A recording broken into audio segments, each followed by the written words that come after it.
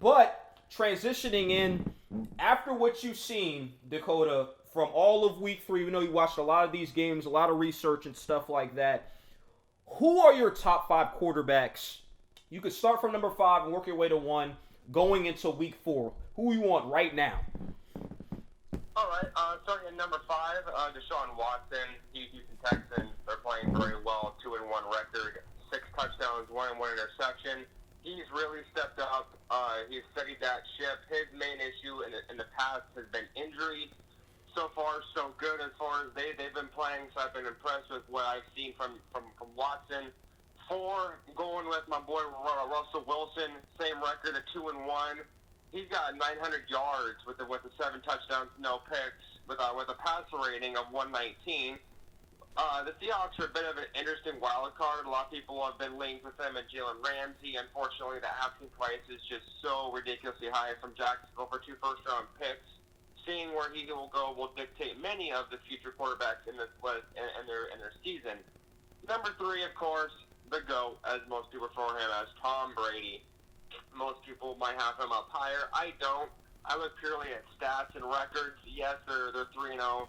Granted, they played, no shade at your Jets, but they played the Jets and the Dolphins. Well-deserved shade.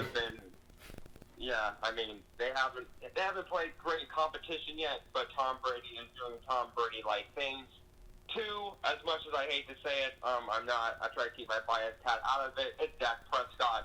He's played out of his mind right now. 9 touchdowns and 2 picks with an almost 130 quarterback rating. It's really, really something to be special. He's looking to make a big payday, which is making Jerry Jones' life that much harder, which for Seahawks fans, we greatly appreciate. And number 1, of course, the reigning, defending MVP, Patrick Mahomes. How can you not say this? This kid is truly something special. He reminds me so much of Brett Favre, Aaron Rodgers, just mix, gunslinger, isn't afraid of anything. They're 3-0, obviously, he almost has 1,200 passing yards with 10 touchdowns and 135 QBR. So as far as that goes, he's doing it almost perfectly. Are you surprised by how good of a start he's having? I think he threw at least 3 touchdowns passes in every single game this season so far. No, I have not been. I've been shocked at all by anything that I've seen. Even with the loss of Tyreek Hill, which obviously is a huge loss for their offense, they have the young kid Harmon, who shows a lot of promise. They have Shady McCoy, Travis Kelce, and the whole crew. So no, it doesn't surprise me because Andy Reid is simply an offensive genius. Absolutely, absolutely. Breaking down your quarterbacks, we know we talked off air a little bit more. You had a couple side notes pertaining to the NFL. I'm getting alerts right now, but you have a couple things that you wanted to say. Yeah, so first off, I wanted to heap some praise to a couple of young quarterbacks. Kyle Allen for the Panthers had a 4-touchdown performance. I was really happy to see that. Carolina's had a huge, dismal run of injuries, and Cam has been beaten like a rag doll, which has made his career even. We saw Andrew Luck retiring from similar injuries, and now Cam Newton came out in his press conference stating he was having some medical issues, and now these are coming to light.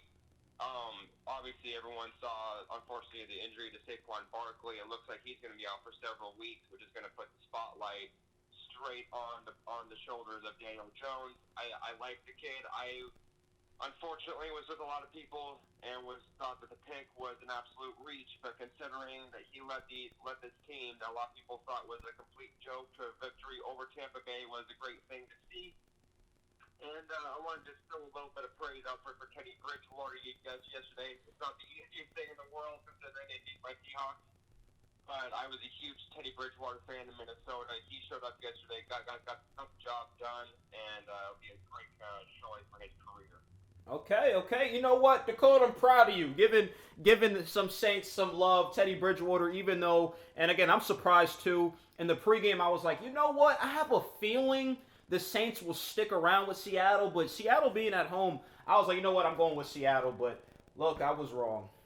But congratulations. Giving praise to the Saints, even though they beat your team, which I was extremely shocked by it. But Dakota, tell everybody in the audience where they could find you at on social media, how they could hit you up. I know people have certain questions, fantasy-wise, or which players they think they're going to do good the following week, and maybe you're not into fantasy, but I know you could elaborate and tell some of the viewers what players are going to do good against what team and things of that nature. Yeah, so you can reach out to me on Facebook, just by my first and last name. As far as Twitter goes, my Twitter caption is specific Northwest Professor, capital PNW, lowercase Professor.